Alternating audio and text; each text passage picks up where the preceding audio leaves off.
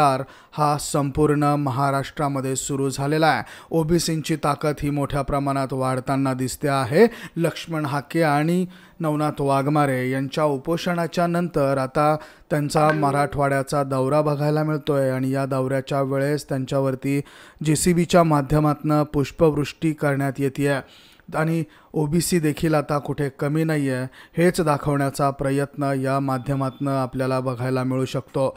तर मंडळी, अशा पद्धतीनं लक्ष्मण हाके, नवनाथ वाघमारे यांच्यावरती ओबीसी बांधवांकडनं पुष्पवृष्टी केल्याच्या या संपूर्ण दृश्यांमधनं ओबीसींची ताकदही मोठ्या प्रमाणात आहे हे आपल्याला आता या माध्यमातून बघता येण्यासारखं आहे। तर मंडळी, ओबीसी आणि मराठा या आरक्षण मुद्द्यावरून राजकीय वातावरण तापलेलं आहे आणि असं असताना आता ओबीसींची ताकद ही एकवटायला सुरुवात झालेली आहे। तर मंडळी, ही सिंदखेड राजा या ठिकाणची बोलकी दृश्य आपण पाहतो आहोत। मराठा विरुद्ध ओबीसी असा वाद आता महाराष्ट्रामध्ये पाहायला मिळतोय। मराठा समाजाने आम्ही ओबीसीच आहोत आणि आमच्या नोंदी निघालेल्या आहेत, आम्हाला ओबीसीमध्ये समावेश करा, अशा पद्धतीची भूमिका मनोज जरांगे यांच्या नेतृत्वात घेण्यात आलेली आहे। आणि ओबीसींचं ताट वेगळं असावं, मराठा समाजाच्या आरक्षणाचं ताट वेगळं असावं या मागणीसाठी प्राध्यापक लक्ष्मण हाके आणि नवनाथ वाघमारे हे महाराष्ट्रभर दौरा करत आहेत।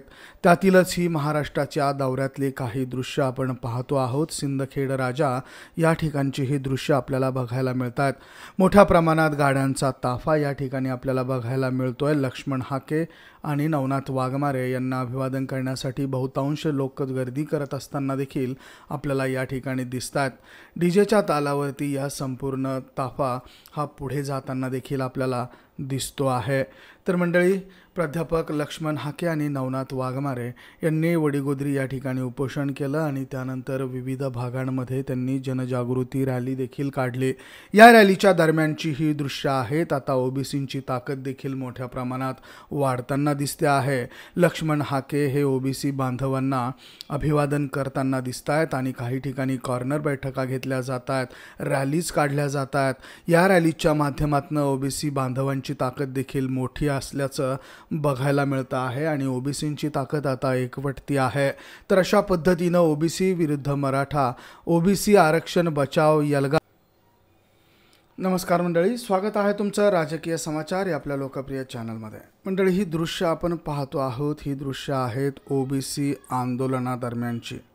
वडीगोद्री या ठिकाणी उपोषण सुरू असतानाची ही दृश्य आहेत आणि कुणाल खटके यांच्या फेसबुक पेजवरील ही दृश्य आपण पाहतो आहोत।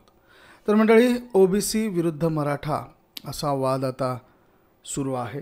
ओबीसी बांधव हे आरक्षण बचाव यासाठी लढा देत आहेत आणि त्यासाठी वडीगोद्री या ठिकाणी काही दिवसांपूर्वी उपोषण देखील करण्यात आला।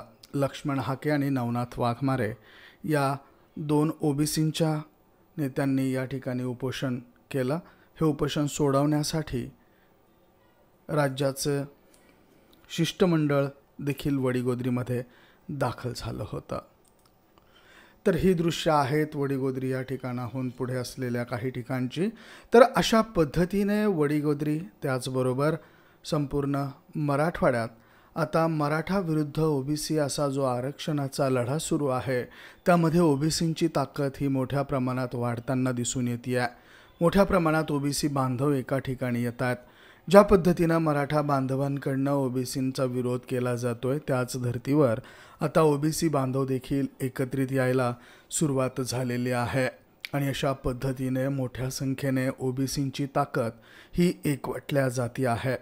म्हणजे लोकसभा निवडणुका पार पडल्या, यामध्ये मराठा समाजाचं वर्चस्व असल्याचं काही विश्लेषकांचं म्हणणं आहे आणि त्याच धर्तीवरती आता मराठा आरक्षण लढ्यात सामील झालेले मराठा बांधव आणि ओबीसी आरक्षणात सामील झालेले ओबीसी बांधव हे देखील आपल्या ताकदीची नुमाईश या ठिकाणी करत असताना आपण बघू शकत आहोत। मोठ्या प्रमाणात या ठिकाणी ओबीसी बांधव जमा झालेले आहेत आणि या ओबीसी बांधवांच्याकडनं आता ओबीसींची ताकद देखील मोठी आहे हेच सांगण्याचे हे प्रयत्न जणू आहेत। तर अशा पद्धतीनं गावोगावी खेडोपाडी ओबीसी समाज हा एकवटताना दिसतो आहे.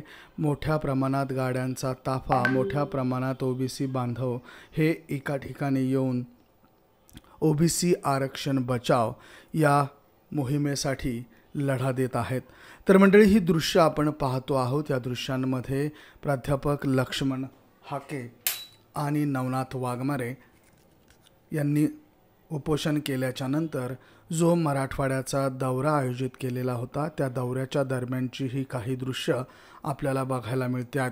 या अनुषंगाने आपण हे सांगू शकतो की आता ओबीसींची ताकद देखील मोठ्या प्रमाणात एकवटायला सुरुवात झालेली आहे.